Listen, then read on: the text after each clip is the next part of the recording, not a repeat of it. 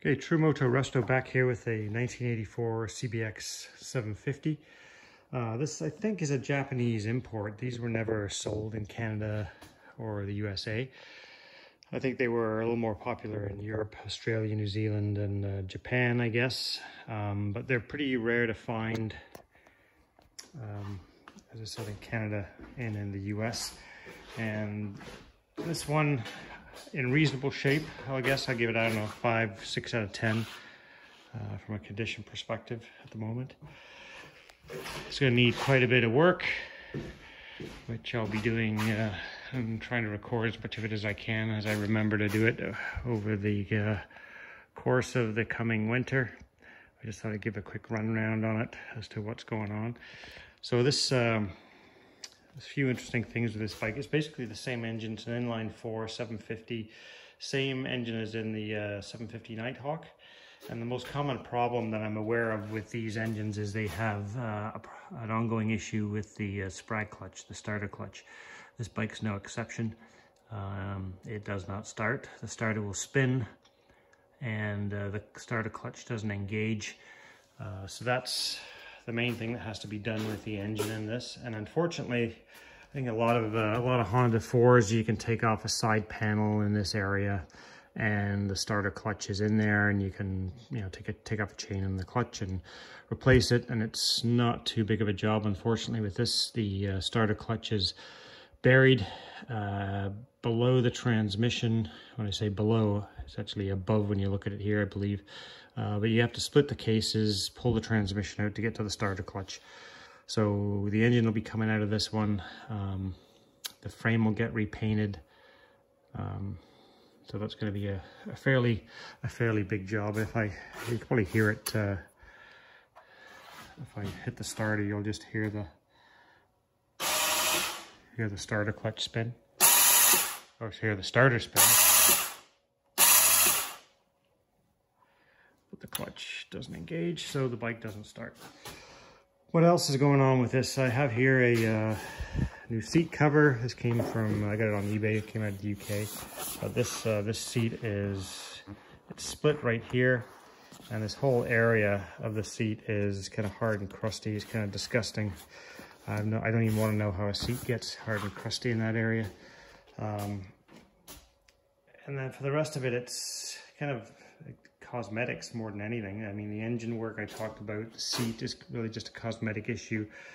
The bodywork, like you could tell from the video here, but this has been repainted. This is original. So you can maybe tell by the color of the paint if I get the right angle. Slightly more orangey red, slightly darker red, and I'm guessing the bike has been over at some point, because right here, if you can see it, there's an extruded bump. So I guess it's been hit here, and the metal has stretched and popped out there, and they probably filled this area and then not done the work to bring this, shrink this metal back down here. So that's going to have to get sorted out.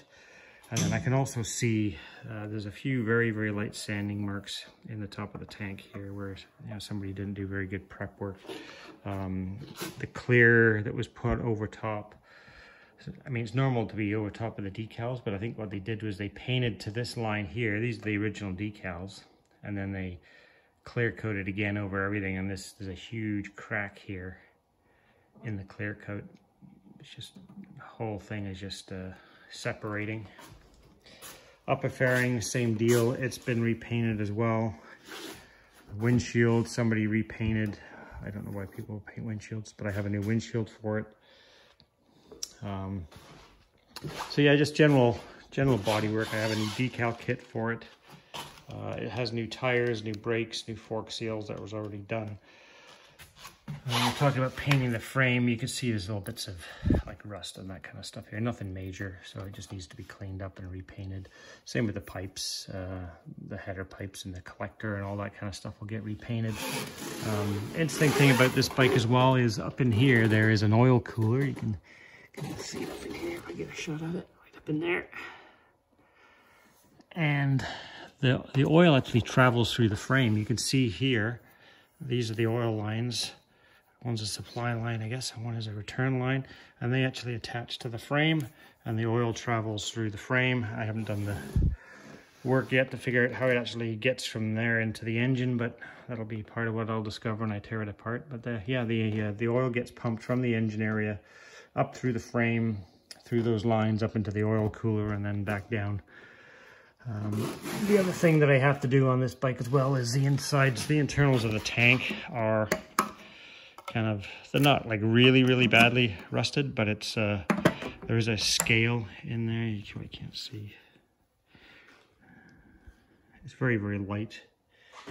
And then of course somebody's, when people paint these things, and they paint right up and into the inside of the oil of the fuel filler, and then all the paint flakes off. So that'll get fixed.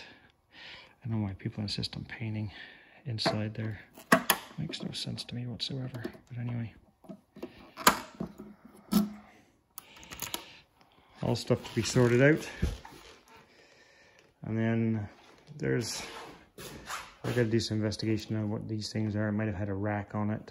I'm not even sure. I'll leave those on. Some of the bikes, I understand, had a rear grab handle, and I think maybe the Japanese domestic bikes didn't. I do have a grab handle that I bought off eBay to go on it. I've not decided yet whether that's going to go on or not. But yeah, you can see the tires are new. Those nibs are still on. Those tires are brand new. It hasn't done any miles on these tires. So the guy who I bought it from, I think got the bike safetied, and then probably started having issues with the starter clutch right away, and the bike got parked.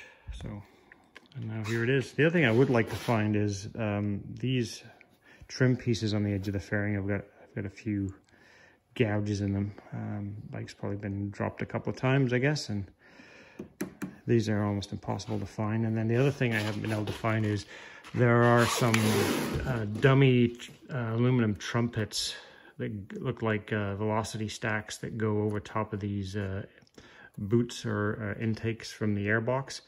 So it would be nice to find those. I've done some searching around, can't find any, but they just kind of mount onto these lugs, I guess, and it looks like it has chrome or aluminum velocity stacks, but they're just dummy covers. So that's something else I'll look for over time, keep an eye open, and maybe I'll find them, maybe I won't. And there you go, there's the introduction, and as I start to tear it apart, I'll take more video. That's all for now.